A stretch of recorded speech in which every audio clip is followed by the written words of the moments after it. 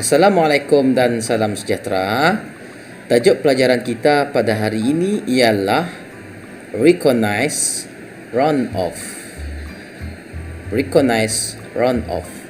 Sebelum itu, kita kena tahu dulu apa sebenarnya maksud round off. Round off. Kena ingat maksud round off ya.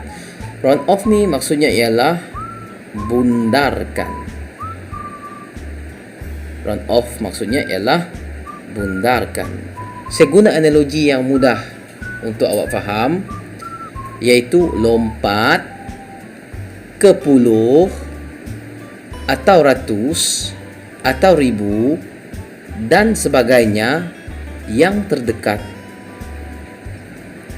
Round off ni bahasa mudahnya lompat ke puluh atau ratus atau ribu yang terdekat.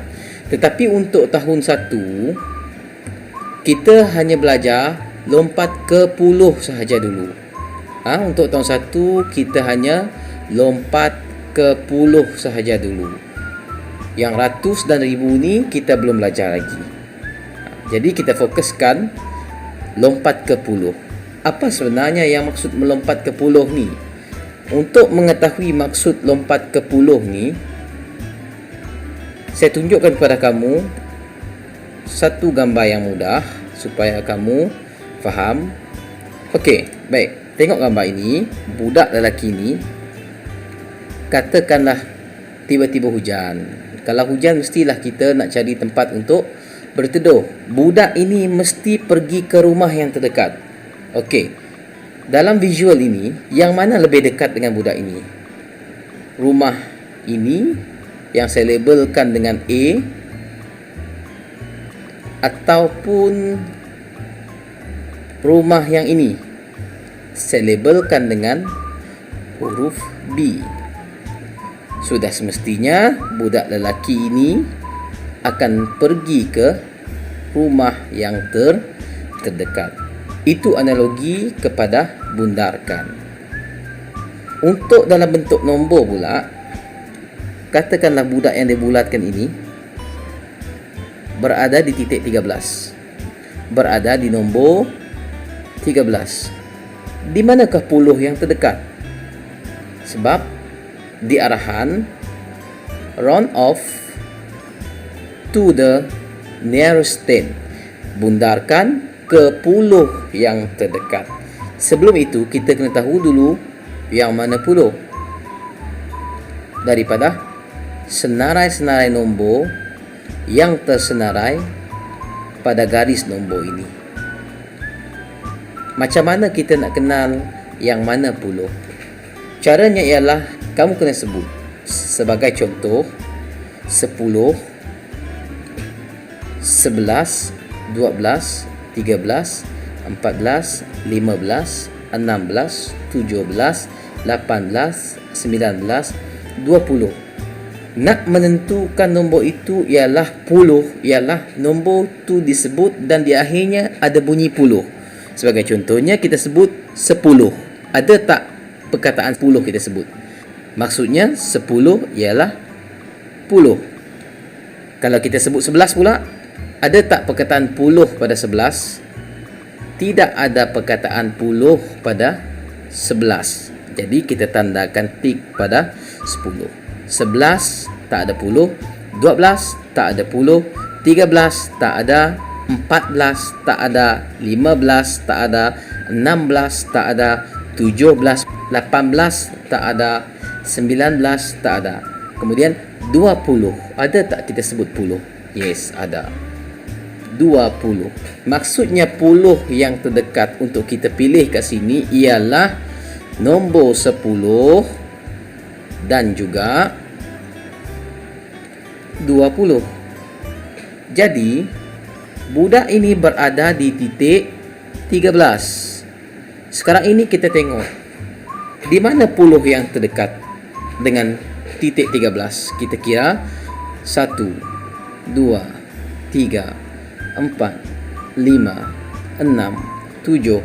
Untuk sampai ke 20, dia kena langkah 7 kali. Baik, kita pergi ke 10 pula. 1, 2, 3. Jadi 13 menuju ke 10, dia kena lompat 3 kali. Jadi yang mana puluh yang terdekat? Puluh yang terdekat ialah 10. Apabila 13 dibundarkan kepada puluh yang terdekat, ianya menjadi 10. Itu secara konsepnya.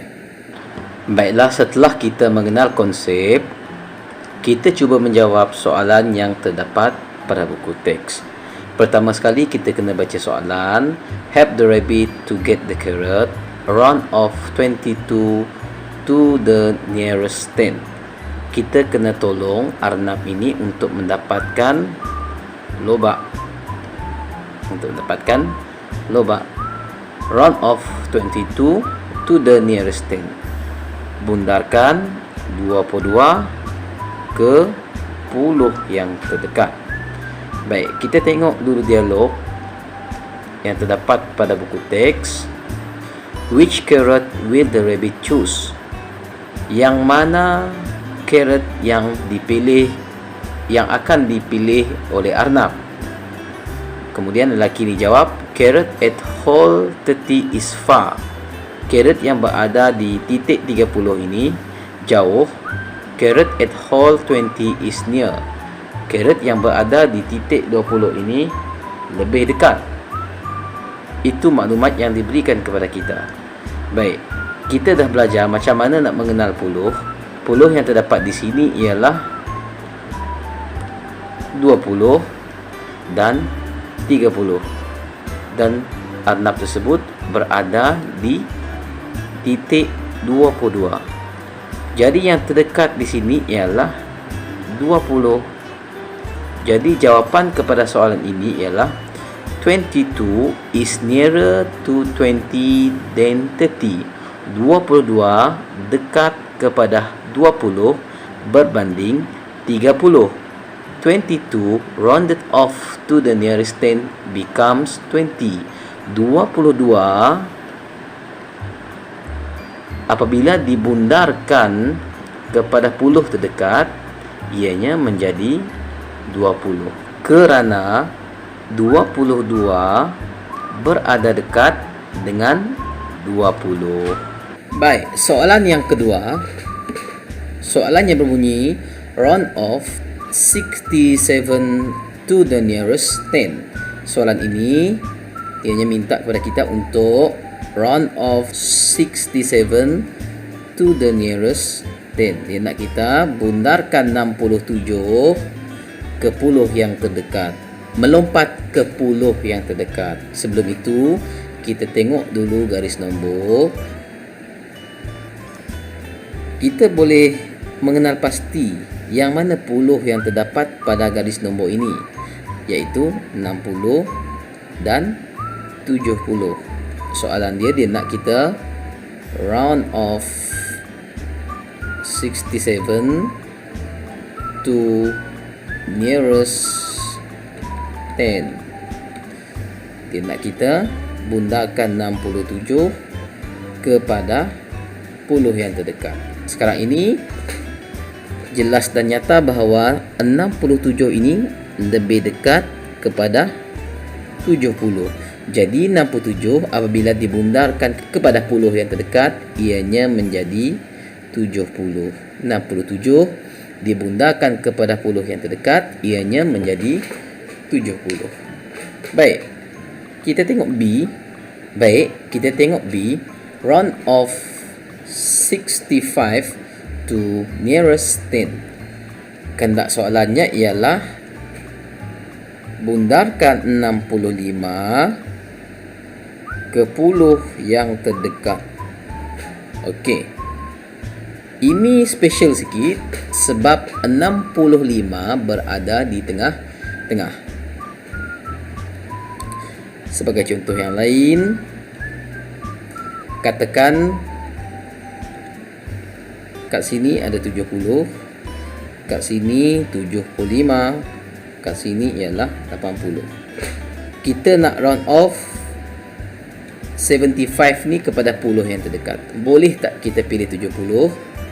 Kita tak boleh pilih 70, tapi kita kena pilih 80. Sebab 75 berada di tengah-tengah. Jadi kita kena pilih 80.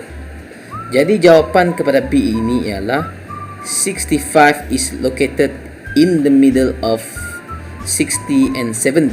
Ianya berada di tengah-tengah 60 dan juga 70.